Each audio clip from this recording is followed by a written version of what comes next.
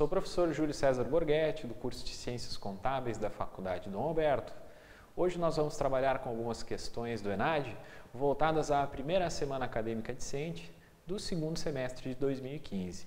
Primeira questão que nós vamos abordar, a questão 11 da prova do ENAD de 2012. Vejamos no slide. As categorias de custos existentes para o custeio da atividade de atendimento ao contribuinte em uma prefeitura são energia, depreciação de computadores, folha de pagamento e custos diversos, de acordo com a tabela a seguir. Então, se vocês observarem na tabela, vocês vão ver que todas as 4 categorias de custos estão elencadas com seus respectivos direcionadores, por exemplo, energia elétrica quilowatt, depreciação de computadores ou atendimento, folha de pagamento, minutos e custos diversos conforme os atendimentos. E cada direcionador tem a respectiva quantidade que ocorreu dentro do mês.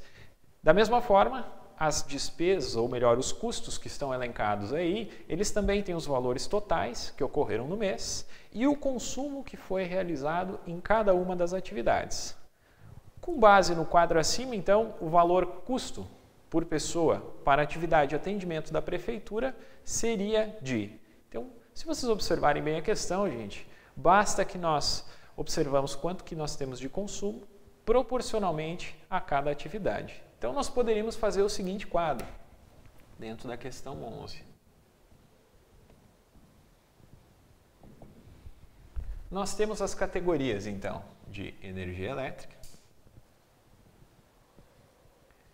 categoria da energia elétrica, onde nós temos aí um total de consumo no mês de 100 kW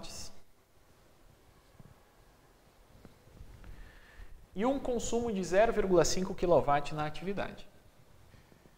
Esses 100 kW que foram consumidos totalmente no mês, eles custaram R$ 200, pelo que a figura indica. Bom, se nós fizermos a conta, dividirmos 0,5 por 100 vezes 200, nós vamos chegar em R$ 1 de custo efetivo na atividade que nós estamos investigando aí. Da mesma forma, nós temos ainda depreciação. Se nós formos olhar a depreciação, o direcionador da depreciação são os atendimentos. E nós tivemos aí ao longo do mês 880 atendimentos. Porém, desses 880 atendimentos, somente um foi realizado na atividade que nós estamos custeando. E este atendimento, ou essa atividade de atendimento, ela teve um custo total de R$ 880. Então, se a gente fizer a conta, nós fizemos uma proporção aqui de custos relacionados à atividade que nós estamos custeando, vezes o total de custos do período, nós vamos chegar no valor de 1 também relacionado a essa atividade de atendimento ao contribuinte. Da mesma forma, além da energia elétrica e da depreciação, nós temos os custos com folha de pagamento. Na folha, especificamente, nós tivemos como direcionadores de custos o tempo. Nós temos 10 mil minutos de atividade nesse setor. Aliás, desculpe, no total de 10 mil minutos. E essa atividade de atendimento ao contribuinte, ela consumiu 5 minutos. Bom, nós temos aqui a proporção, então, de tempo relacionado a essa atividade, sendo que todo o tempo disponível custou R$ 1.800. Fazendo essa conta, dividindo, multiplicando aí, nós chegamos a um valor final de 0,9 ou de 90 centavos relacionados à folha de pagamento. E o último custo que nós temos ainda é relacionado a custos diversos, que nós não identificamos necessariamente a uma atividade específica. Então, nós temos custos diversos aí, onde o direcionador está relacionado aos atendimentos, então nós tivemos um total de 880 atendimentos, assim como no caso da depreciação, e um atendimento que foi unicamente e exclusivamente voltado a essa atividade de atendimento ao contribuinte. Porém, esses custos diversos aqui totalizaram R$ 1.760. Então, se nós fizéssemos essa conta aqui, 1 dividido por 880 vezes 1.760, nós chegamos no valor de custo de atendimento ao contribuinte de R$ 2. Fazendo a soma de todos eles aqui, nós chegamos então no resultado de R$ 4,90, que é o custo discriminado na alternativa B. Então, a alternativa B seria a resposta correta. Questão seguinte que nós vamos abordar é a questão número 12 da prova de 2012, também relacionada à contabilidade de custos. Vejamos no slide. A Indústria Metalúrgica Sem Fronteiras S.A. fabrica 10.000 unidades mensais de determinada peça, cujo custo está discriminado na tabela a seguir. Então, nós temos na tabela custos relacionados a materiais, em termos de volume total, de 10.000 peças, e nós temos também custos unitários. E da mesma forma que os custos de materiais, nós temos também custo de mão de obra direta, custos indiretos variáveis e custos fixos.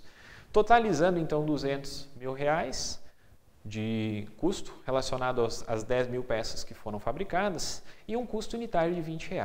Bom, o que a empresa está avaliando aí, né, gente? Nós vamos ver a seguir que essa é uma questão de terceirização. Então, ela vai observar agora uma possibilidade de terceirizar a linha de produção. Então, vejamos no slide novamente. Essa empresa recebe uma proposta de comprar a peça diretamente de um fornecedor por R$ 11 cada. Porém, nesse caso, incorreria nos seguintes custos adicionais: frete de R$ 2 por unidade, mão de obra indireta adicional para recepção, inspeção e manuseio das peças de R$ 20.000 mensais.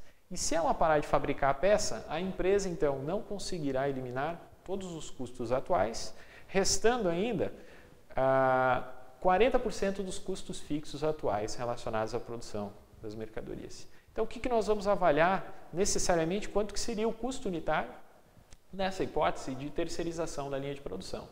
Então, se a empresa, lá na questão 12 da prova de 2012, questão 12, se a empresa optasse por terceirizar a linha de produção ou comprar de terceiros, inicialmente ela teria o custo da compra, onde cada unidade seria comprada por R$ 11, conforme está no enunciado. Se nós quiséssemos comprar então 10.000 unidades, nós teríamos vezes 10.000 unidades, teríamos um custo total aí de R$ 110.000. Além da compra, então, nós teríamos um custo de frete, somando aí um custo de frete dessa compra aqui, de R$ 2 por unidade. Vezes 10.000 unidades, nós teríamos um custo adicional aqui de R$ 20.000, relacionado às 10.000 peças, que é o volume normal de trabalho da empresa. Além do frete, nós temos a mão de obra indireta adicional para recepção da mercadoria, lá no almoxarifado, enfim, para armazenagem, inspeção e manuseio das peças, que é de R$ 20.000 mensais. Então, mão de obra teria um custo adicional de R$ 20.000. Bom, esses R$ 20.000, gente, se nós dividirmos por R$ 10.000 aí, né, que é o volume normal de atividade, nós vamos ter um custo unitário aí de R$ 2 por unidade aí de mercadoria. E além disso, ainda a empresa não vai conseguir eliminar todos os custos fixos que ela tem. Então, ela vai ter uma estrutura remanescente de aluguel ou de depreciação, enfim, aquela área que ela vai precisar manter ainda da estrutura fixa da empresa. Então, ela vai manter ainda um custo fixo que é de 40% do custo fixo atual. Bom, o custo fixo atual, ele é de R$ 100.000. Então, se nós pegarmos 40% de R$ 100.000, nós vamos ter R$ 40.000. Somando aqui os custos totais, nós vamos ter 40, 60, 80 mil, 190 mil. Relativos a um volume de produção de 10.000 unidades. Então, 190 mil dividido por 10.000 unidades, nós vamos ter um custo unitário de R$ 19, que, se vocês observarem bem, é o custo que está indicado na alternativa A. Então, a alternativa A seria a alternativa correta, né, relacionada ao processo de terceirização. Pequeno adendo.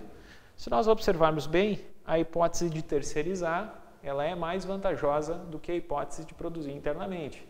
Nós podemos terceirizar a linha de produção, né, por R$19 o custo unitário, enquanto que nós produzirmos internamente custa R$20 a unidade. Então a hipótese de terceirizar, de fato, ela é mais relevante e mais importante para a empresa.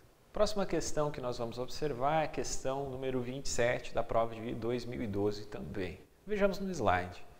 Suponha que determinada empresa atinge seu ponto de equilíbrio contábil, ou seja, lucro igual a zero, vendendo 250 unidades de seu produto, conforme discriminado na tabela abaixo. Então, nós temos uma tabela, uma DRE, onde consta então o faturamento e as quantidades necessárias para alcançar a situação de ponto de equilíbrio, onde o lucro é igual a zero. Além disso, nós temos que a empresa deseja avaliar o impacto de aumentar simultaneamente, no próximo período, os custos fixos para 1.500, isso é uma informação muito importante, o preço de venda unitário para R$10, o custo variável por unidade para 4 e as despesas variáveis para R$1 por unidade. Além disso, ela deseja alcançar um lucro operacional de R$500 por unidade. Considerando que essa empresa implemente todas as alterações projetadas para o período, para atingir seu novo ponto de equilíbrio econômico, ela deverá vender quantas unidades? Então, se a gente fosse observar ou lembrar das nossas aulas de custos, dentro da questão 27, nós vamos lembrar que para encontrar o ponto de equilíbrio econômico em quantidades, nós temos até uma situação bem fatídica, ou digamos assim, bem objetiva, que é retratada através da seguinte fórmula. Somando custos e despesas fixas totais, mais o lucro líquido da empresa e dividindo pela margem de contribuição unitária, nós vamos chegar na quantidade que nós precisamos vender, ou que a empresa precisa vender, para atingir a situação de ponto de equilíbrio. Bom, especificamente então no exercício, na questão número 27, nós temos que o novo custo fixo que a empresa deseja trabalhar, ele vai ser de R$1.500. Custos e despesas fixas, os novos valores são de R$1.500. E além disso, a empresa deseja obter um lucro de R$500, né, por unidade, pelo período, né, período de trabalho. Porém, ela vai ter uma pequena alteração dentro da margem de contribuição, né, gente? Margem de contribuição, se a gente lembrar lá das nossas aulas, ela era formada pela diferença entre o preço de venda unitário e os custos e despesas variáveis unitários, né? É essa a diferença aí. Então, se a gente pegar os novos dados que tem naquele parágrafo logo abaixo da tabelinha, que vocês observam na figura, nós vamos ter, então, um novo preço de venda, que é de R$10 por unidade, um novo valor de custo variável, que é de R$4 por unidade, e um novo valor de despesas variáveis também, que é de R$1 por unidade. Então, se nós pegarmos essa conta, 10 menos 4 menos 1, nós vamos ver que a nova margem de contribuição que a empresa vai trabalhar é de R$5. Trazendo essa nova margem para o nosso exercício aqui,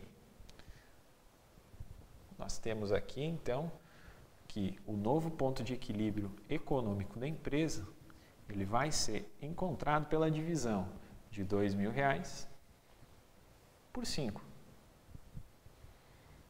Bom, dividindo R$2.000 por 5, nós vamos chegar em 400 unidades que precisam ser vendidas. E observando então na figura ou no exercício, nós vemos que as 400 unidades elas estão indicadas na alternativa D, que é a alternativa correta da questão. Próxima questão que nós vamos abordar vai ser a questão número 28. Vejamos no slide.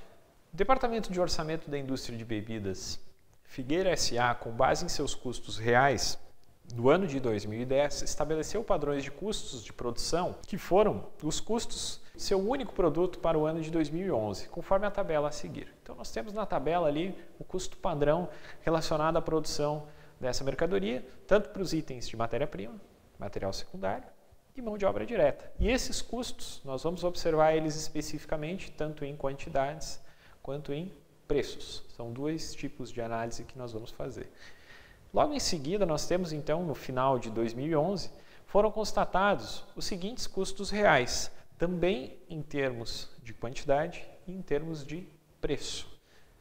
Diante das informações acerca do custo real, percebe-se que ocorreu grandes variações nos custos entre o que era esperado, o custo padrão, e entre o custo real. Nessas situações, as variações da matéria-prima em quantidade, em preço e as variações de preço mistas foram respectivamente de. Então, observando no quadro, nós vamos calcular 3 variações. A primeira variação é a variação de quantidade em relação ao item matéria-prima. Então, matéria-prima é o item de trabalho. Matéria-prima. E nós vamos observar a variação de quantidade. Variação de quantidade. Então. Quantidade padrão que nós temos do primeiro quadro é de 2 kg de matéria-prima por unidade de produto acabado. E a quantidade real, que realmente ocorreu no período, foi de R$ 4,00. Então, aqui nós observamos quanto que variou em termos de quantidade. Porém, sempre que a gente trabalha com custo padrão, nós temos que observar as variações que ocorreram e o impacto econômico que elas exercem dentro do custo final do produto. E para chegar, então, no impacto econômico que essa variação exerce no custo final do produto, nós vamos multiplicar essa variação de quantidade, de 2 kg menos 4 kg, pelo preço padrão, né, do quilograma de matéria-prima, que é de R$ 3,00. Então, se vocês observarem bem, 2 menos 4 dá menos 2, vezes 3 dá menos 6. Então, nós temos uma variação desfavorável de R$ 6,00 em relação à quantidade de matéria-prima. Somente esse fator já nos indicaria, então, que a resposta correta da questão seria a resposta A, que nós vamos deixar guardadinho aqui do lado, certo? Mas observando as outras variações, então nós temos que observar também a variação de preço.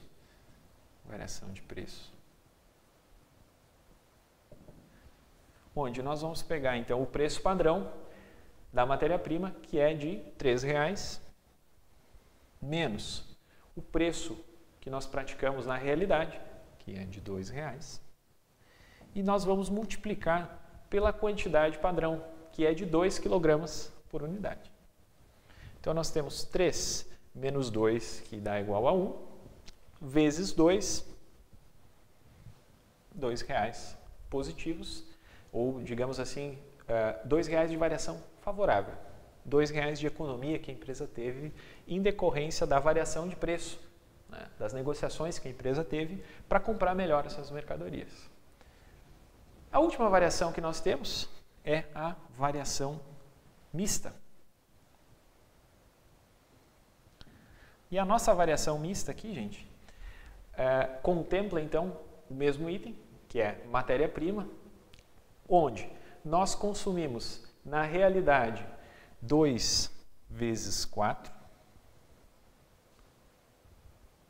menos o padrão que era de 2 kg vezes R$ 3,00 aí de preço unitário. Então, se a gente fizer essa conta, nós vamos chegar em 2 vezes 4, que dá 8, e 2 vezes 3, que dá 6. Então, nós tivemos também uma variação favorável de R$ 2,00 aí em termos mistos aí.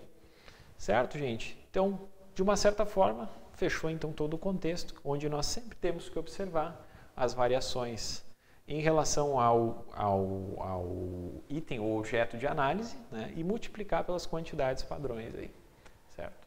Próxima questão que nós vamos abordar é a questão número 32, também da prova de 2012. Vejamos no slide.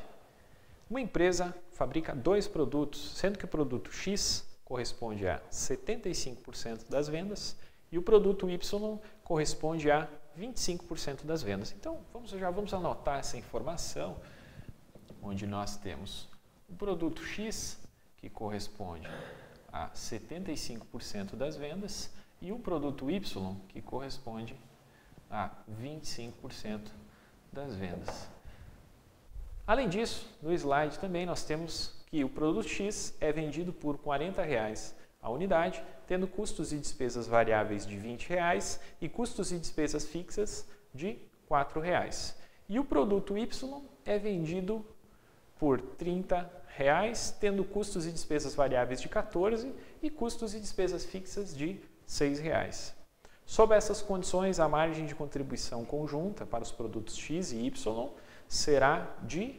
Então, só lembrando, recapitulando o conceito aqui do lado, né, gente? Margem de contribuição unitária é o preço de venda unitário menos os custos e despesas variáveis unitários. Ou seja, nós temos aqui uma espécie de um lucro variável decorrente das operações da empresa, onde ainda é necessário retirar o custo fixo, né, para se chegar no lucro que de fato ocorreu com a empresa. Então, a primeira informação que nós vamos apurar aqui para encontrar a margem de contribuição dessa combinação de negócios é o preço de venda unitário, que para o produto X é de R$ 40 e para o produto Y é de R$ 30. Próxima informação importante que nós temos que apurar está relacionada aos custos e despesas variáveis, onde nós temos aí para o produto X custos e despesas variáveis de R$ 20 e para o produto Y nós temos custos e despesas variáveis de R$ 14. Bom, fazendo as contas para a margem de contribuição unitária, nós vamos encontrar R$ 20 de margem de contribuição para o produto X e R$ 16 de margem de contribuição para o produto Y. Porém, a empresa sabe que a combinação de vendas ou que o mix de trabalho da empresa normalmente absorve 75% de vendas de X, enquanto nós temos 25% de vendas de Y. Então, se nós quiséssemos combinar, ou digamos assim, chegar numa margem de contribuição combinada, nós pegaríamos 75% da margem de contribuição do produto X, ou seja, 20 vezes 75%, que dá igual a 15, e 16 vezes 25%. 16 vezes 25% dá 4. Então, essa margem de contribuição combinada dá 15 mais 4, que é igual a R$ 19. Se a gente observar novamente no slide, R$ 19 é a alternativa B. Então, R$ 19 seria a margem de contribuição dessa combinação de mix de trabalho para a empresa. Nós vimos então os principais tópicos relacionados à contabilidade de custos que caíram na prova de 2012 do ENAD. Claro, nós temos outras questões de contabilidade de custos que estão discriminadas na prova, mas que nós recomendamos que vocês observem em casa e nos procurem em outro momento para tirar eventuais dúvidas. Desejamos a todos um bom estudo e uma ótima semana acadêmica de 2015-2. Um abraço a todos.